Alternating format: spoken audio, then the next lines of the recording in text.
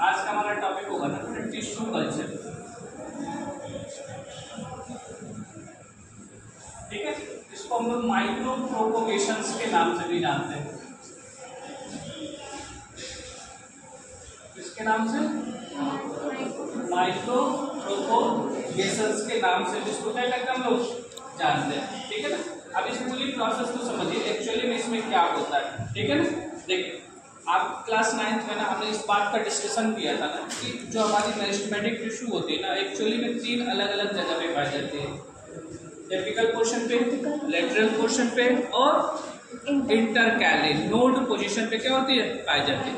हमने आपको tissue culture के बारे में ना कल थोड़ा सा आइडिया दिया था कि जब भी किसी प्लांट के छोटे से पार्ट से ना बेटा लॉट ऑफ नंबर में प्लांट का डेवलपमेंट कराते हैं ना, उसी प्रोसेस को क्या बोला जाता है?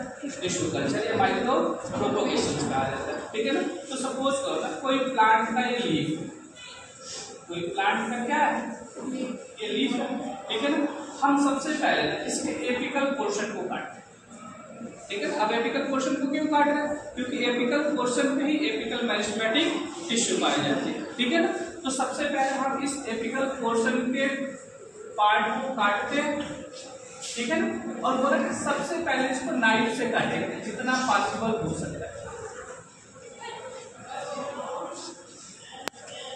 सबसे पहले किससे काटेंगे? जितना पॉसिबल हो सकता है उतना छोटा इसको क्या करेंगे? काटेंगे। ठीक है ना, अब काटने के बाद ठीक है ना इसमें बेटा ऐड करेंगे वाटर। क्या ऐड करेंगे? वाटर। और वाइट करने वाटर ऐड करने के बाद पूरे प्रोसेस को बेटा ना ग्राइंड कर देंगे।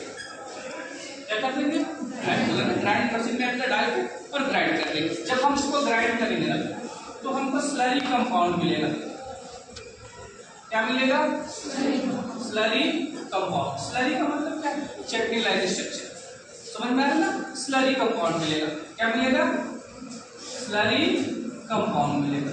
ठीक है ना, अभी स्लरी कंपाउंड को खाना है और खा के बेटा ना इसको पुट करना है न्यूट्रिशन मीडियम में।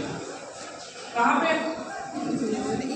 न्यूट्रिशन मीडियम में इसको क्या कर देना है? डाल देना है।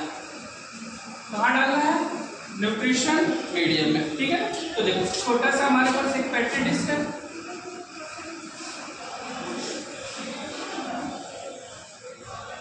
ठीक है, अब इसके अंदर हमने क्या करा होगा? क्या बना?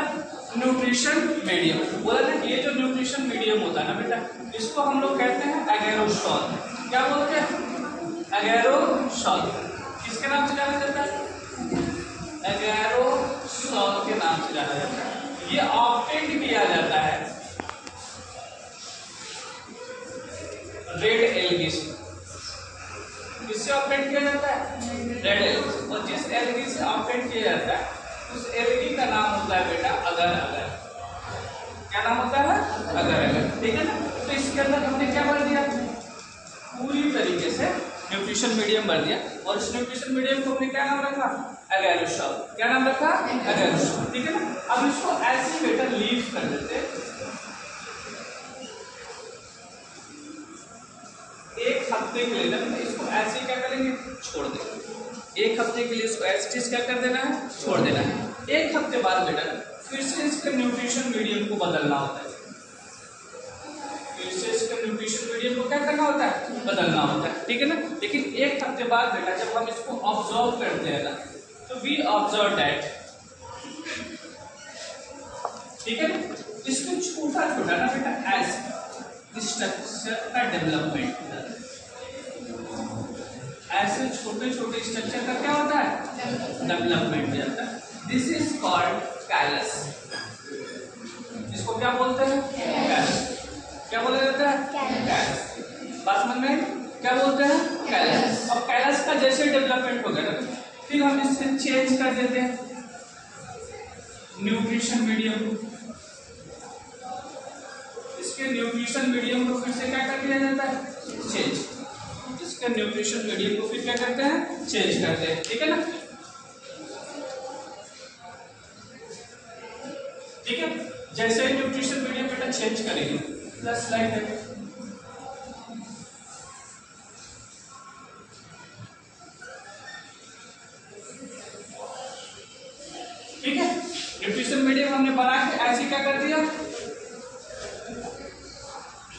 ये हमारा कैलस था,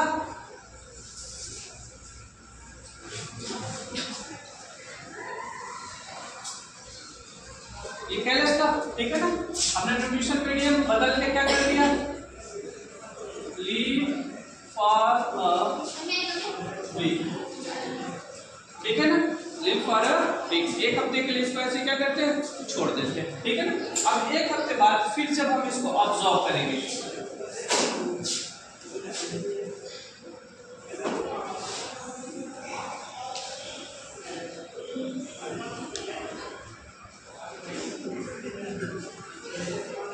ठीक है, एक हफ्ते बाद जब फिर से हम इसको देखेंगे ना बेटा, ठीक है ना, तो अब इस कैलस का जो ग्रोथ होता है पहले के कंपेयर में और ज्यादा, पहले के कंपेयर में क्या हो जाएगा, और ज्यादा हो गया होगा, ठीक है ना। तो अब वो कैलस नहीं रहेगा, बल्कि छोटे छोटे पौधे में क्या हो जाएगा, कन्वर्ट हो जाएगा, ठीक है ना। तो ये जस्ट लाइक दैट बेटा, छोटे छोटे प्लांट में भी क्या होते हैं, कन्वर्ट हो जाते हैं,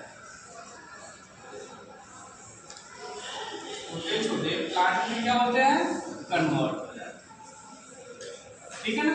अब देखिए इसमें प्रॉब्लम ये है ना, इसमें सॉइल नहीं है, तो इसके जो रूट होते हैं ना, वो जिधर मन करे उधर क्या करते हैं, मूव करते हैं, ठीक है ना। इसको हम लोग कौन देते हैं बेटा, टिनी प्लांट, क्या बोलते हैं, टिनी प्लांट्स बोला जाता है, ठीक है ना। तो अब न्यूट्रिशन मीडियम हम लोग यहाँ पे फिर बेटा चेंज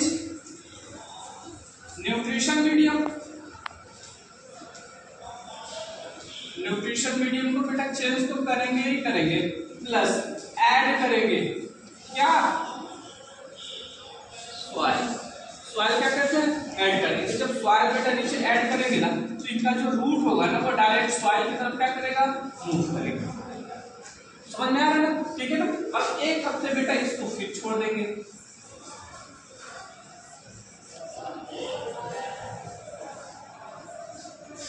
एक हफ्ते के लिए इसको क्या करेंगे, फिर छोड़ देंगे। जब छोड़ देंगे बेटा, तो प्लांट का जो ग्रोथ होगा ना, वो पहले के कंपेयर में और बड़ा हो जाएगा,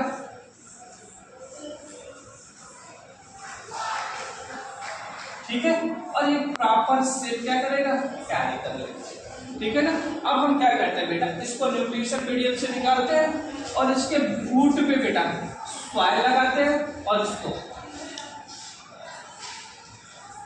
सेल इनटू मार्केट, इसको मार्केट में क्या कर दिया जाता है, बेच दिया जाता है, क्या करते हैं, बेच देते हैं, क्योंकि ये बेटा एक तरीके का हमारा कमर्शियलाइजेशन, क्या है, कमर्शियलाइजेशन, मतलब इससे बेटा हम लोग बिजनेस करना होता है, ठीक है ना।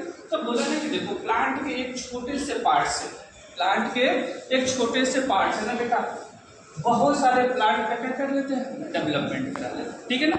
इसलिए बेटा इस टेक्निक को टिश्यू कल्चर या फिर माइक्रो प्रोपोगेशंस के नाम से जाना जाता है, ठीक है ना। इसकी बहुत सारी एडवांटेज होती है, क्या होती है, एडवांटेज, ठीक है ना। जैसे पहला एडवांटेज ये बेटा कि इसको कराने के लिए ना बेटा हमें बहुत ज्यादा जगह की जरूरत नहीं होती, इस पूरी प्रोसेस को बेटा करने के लिए ना बहुत ज्यादा जगह की जरूरत नहीं है, मतलब ये एक तरीके का इन विट्रो कल्चर है, मतलब लैब के अंदर की जाने वाली प्रोसेस है, ठीक है ना। तो लिटिल बिट जगह में हो जाती है बेटा, इस प्रोसेस को करने में बहुत ज्यादा टाइम की रिक्वायरमेंट नहीं है। देखो 3 to 4 वीक में बेटा बहुत सारे प्लांट का क्या हो जा रहा है, डेवलपमेंट हो जा रहा है। तीसरा बेटा इस प्रोसेस में बेटा हम इंडेंजर्ड प्लांट को रिकवर कर लेते हैं, इंडेंजर्ड प्लांट को क्या कर लेते हैं, रिकवर कर लेते हैं। चौथा बेटा इस प्रोसेस में बेटा, ठीक है ना, हम लोग डिजीज प्रूफ प्लांट को डेवलप करते हैं, डिजीज फ्री प्लांट को क्या करते हैं, डेवलप कर लेते हैं, ठीक है ना।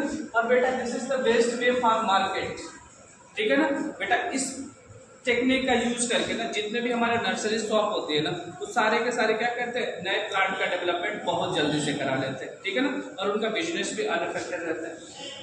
समझ में आ रहा है ना। तो दिस इज द एडवांटेज, ये इसका क्या माना जाता है, एडवांटेज।